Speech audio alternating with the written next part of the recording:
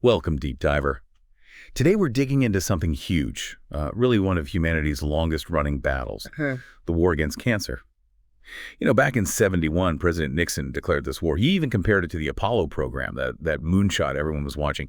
And the feeling then, super optimistic. A lot of scientists genuinely thought, okay, a cure is just a few years away, but, well, here we are. So our mission today is to unpack what's really happened in this long fight.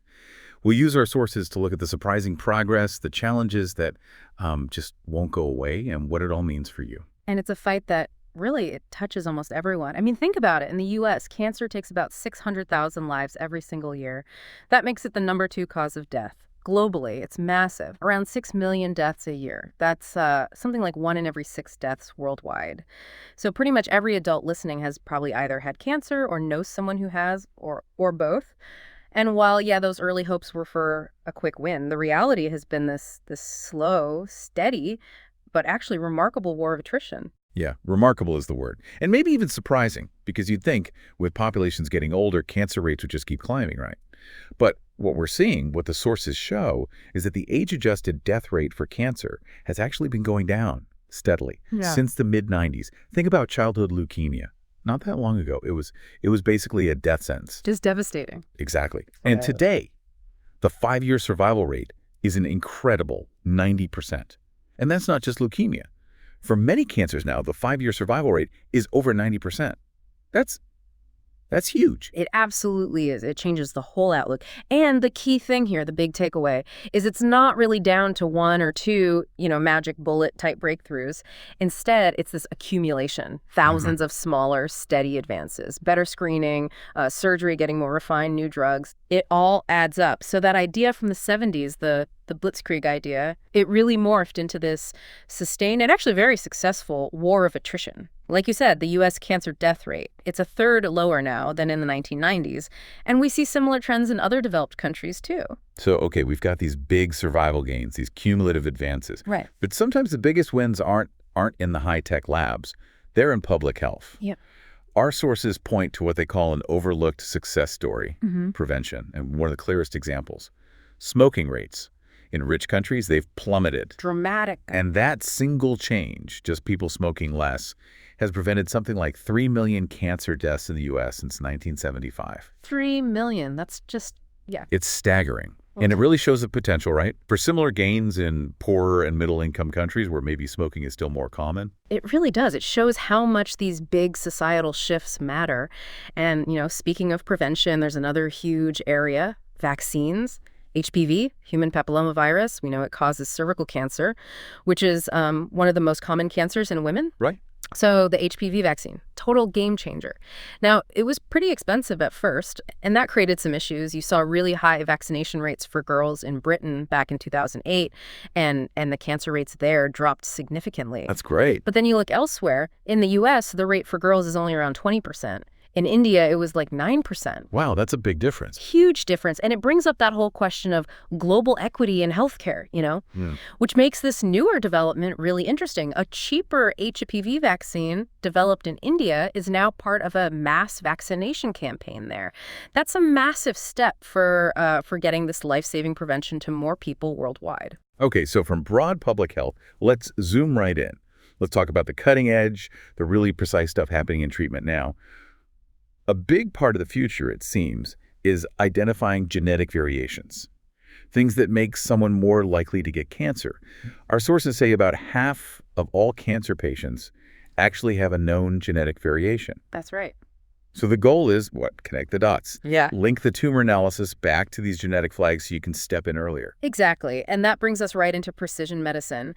It's all about these biomarkers. Think of them as unique biological fingerprints, genetic flags. They help doctors understand a specific cancer much better and target it more precisely. So by understanding the genes and also how things like, environmental exposure play a role, doctors can tailor treatments much more accurately. So we're moving away from the older sort of one-size-fits-all approaches. Light years away. Chemotherapy, surgery, radiotherapy, they're still important tools, of course.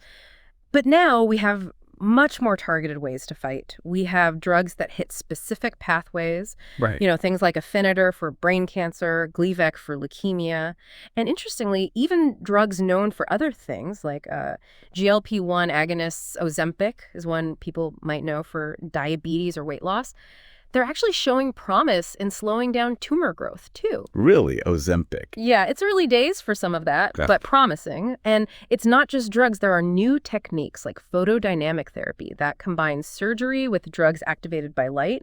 And then there's the whole incredibly exciting field of manipulating the immune system. Immunotherapy. Right, getting the body's own defenses to fight the cancer. Sometimes it's about boosting the immune system. Sometimes it's about sort of unblocking it so it can see the cancer.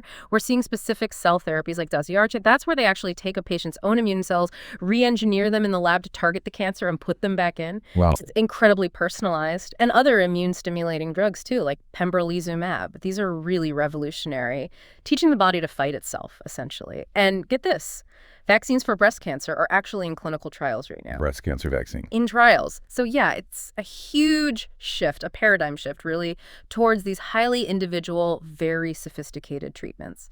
It sounds like just phenomenal progress across so many areas. Right. But, okay, let's be realistic. It hasn't all been smooth sailing. Mhm. There are still big challenges, right? Our sources mention that sometimes the good news doesn't get reported as much, especially with drug development. Mm. But beyond that, what are the main roadblocks? What's still slowing us down? That's a really important question. And the hurdles, yeah, they're significant. A major one is cost. These cutting-edge treatments, they can be incredibly expensive. And the sad reality is that means some people just can't access them. Right. And our sources also point out that the U.S., surprisingly maybe, has actually been a bit slower than some other developed countries in adopting certain advanced cancer treatments. Slower. Why is that? Well, it seems to be a mix of things. Sometimes complex regulatory pathways that can slow down approvals. Sometimes it's the cost structures, insurance coverage issues. They create these barriers. And there's a real concern, that if these systemic issues don't get addressed, top research bodies like the National Cancer Institute and just top research talent generally might start looking elsewhere. That'd be a problem. A huge loss, yeah. So these big picture systemic problems can definitely hold back even the most amazing scientific breakthroughs from reaching everyone who could benefit. Okay, so let's try and pull this all together. What this deep dive really shows is, okay, we didn't get that single cure for all cancers back in the 70s or 80s. That magic bullet didn't quite materialize. But the progress in this war, Yeah, it's been genuinely remarkable. And it's come from so many different directions. absolutely. It really has changed cancer from being, almost always a death sentence to something that for many people is manageable, often treatable. Yeah. And that journey involves both these big public health efforts like prevention, working right alongside these incredibly personalized high-tech treatments.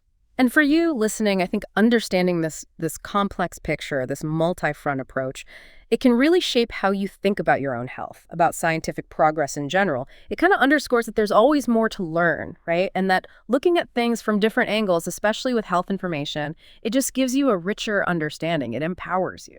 So for your final thought today, think about this. If the war on cancer wasn't won with a single knockout blow, but instead shifted to this long, sustained campaign on many fronts, with lots of small but crucial victories adding up. What does that tell us about how we should maybe define victory when we face other huge long-term challenges in society? And what's the real power of those continuous incremental steps in actually shaping our future? Something to chew on.